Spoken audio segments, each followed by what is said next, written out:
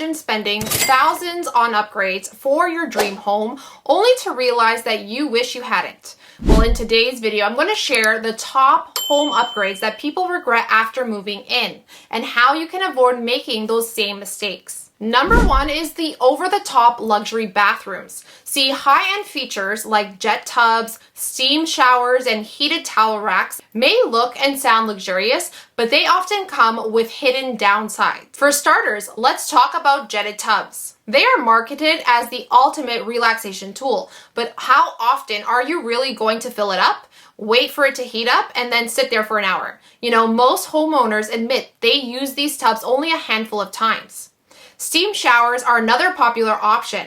While they might feel incredible after a long day, they require regular cleaning to prevent mold and mildew from piling up. Plus, you got to think about the repairs, right? They can actually be very costly if something goes wrong with the steam generator. And let's not forget heated towel racks. Sure, they're nice in those cold winter days, but they also add to your electricity bill. And let's be honest, they're not a make or break feature for most people. Here's the thing, you might spend thousands of dollars creating what you think to be a personal oasis, only to realize that you're cleaning and maintaining these features far more than you're actually using them. And then when it's time to sell your home, potential buyers might not value those upgrades as much as you hoped. So instead, invest in practical, timeless design choices that will serve you and your future buyers for years to come. An example of this is to prioritize better storage. You also might want to think about energy effective features. Consider installing low flow toilets, faucets, and shower heads. They not only save water, but also reduce your utility bills over time.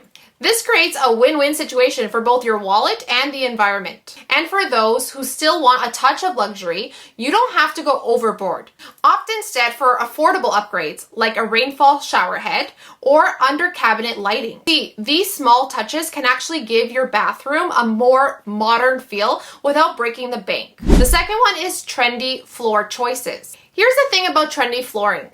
While it may look amazing at first, it is often not as practical as it seems. So for example, patterned tiles might turn your kitchen into an Instagram-worthy space today. But what about 5 years from now when the trends start shifting? You see, suddenly what once seemed very fresh can now feel outdated. Let's also talk about maintenance. High gloss or colorful finishes, for example, can highlight every scratch, dent, and stain, making them high maintenance and stressful to keep perfect. And how about those intricate tiles? They require frequent grout cleaning to keep them looking sharp, which can be a nightmare if you have a busy lifestyle. Not to mention, if you even decide to sell your home, often bold flooring choices might actually turn potential buyers away. Whereas neutral, timeless designs tend to appeal to a wider audience. So instead of chasing trends, focus on flooring material that balances style and durability. Whether your style is modern, rustic, or something in between, neutral flooring options adapt seamlessly to your evolving tastes. The next one is going to be home automation overload. So picture this, you just moved into your new home, excited to live in the home of the future. You've installed smart lights, smart locks, a smart thermometer, smart cameras, and even a smart refrigerator. Sounds really cool, right? But here's the reality that many homeowners face. Some devices don't integrate well with each other, leaving you switching between multiple apps to control everything. Certain features might not even be compatible with your Wi-Fi network. And let's not forget the steep learning curve. You might not have the time or the patience to figure out how everything works. Before you know it, you spent thousands of dollars only to find yourself frustrated by a house that feels more complicated than convenient. I have heard from homeowners who regret installing advanced smart security systems they don't fully understand, leading to false alarms and unnecessary stress. Others will install smart refrigerators that send notifications for groceries they don't even buy. It's tech for the sake of tech, and when it's underused or overly complex, it becomes a waste of money.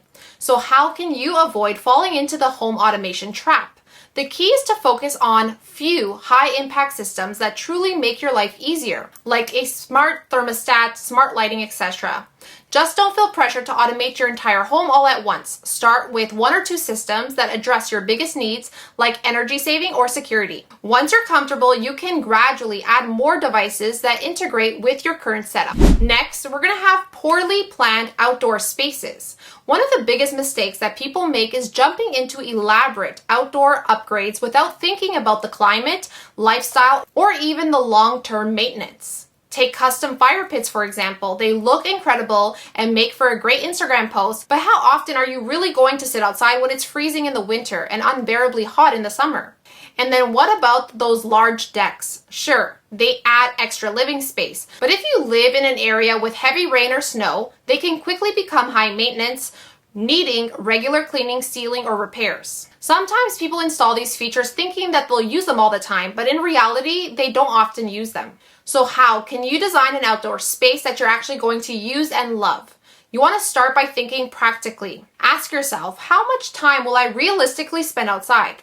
What's the weather like most of the time in the year? Do I want something low maintenance, or am I okay with putting in that extra work to keep things looking perfect? Instead of going for big ticket items right away, start small and versatile. For example, instead of a massive deck, consider a smaller patio area with multi-purpose furniture, like benches that double as storage. Opt for low-maintenance materials like composite decks, which doesn't require constant sealing or painting or uses pavers instead of real wood. And when it comes to landscaping, drought-resistant plants or native greenery are a lifesaver. They look great and require minimal upkeep. Also, think about the ways to adapt your space for different seasons. For example, you can add outdoor heaters for chilly evenings so that you can extend your use of the space in those colder months. The next one is oversized kitchen islands. So your kitchen features a massive Pinterest-worthy island.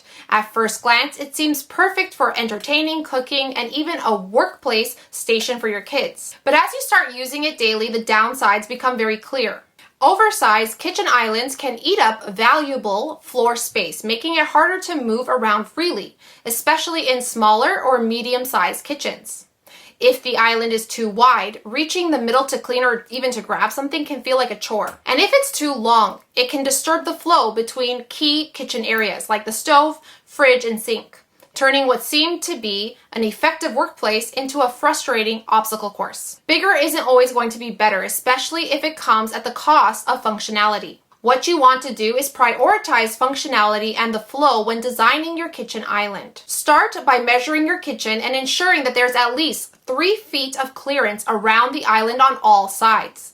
This will allow for smooth movement. Also, you want to think about your needs. Are you looking for extra storage, a larger prep area, seating for quick meals? Choosing an island size that fits these priorities while leaving enough room for movement and functionality. And don't forget to consider proportions. If your kitchen is small to medium size, a compact island with smart storage like built-in drawers or shelves might be all that you need. For larger kitchens, a well-sized island can serve as a centerpiece without overwhelming the space. Remember, your kitchen island should work for you, not against you.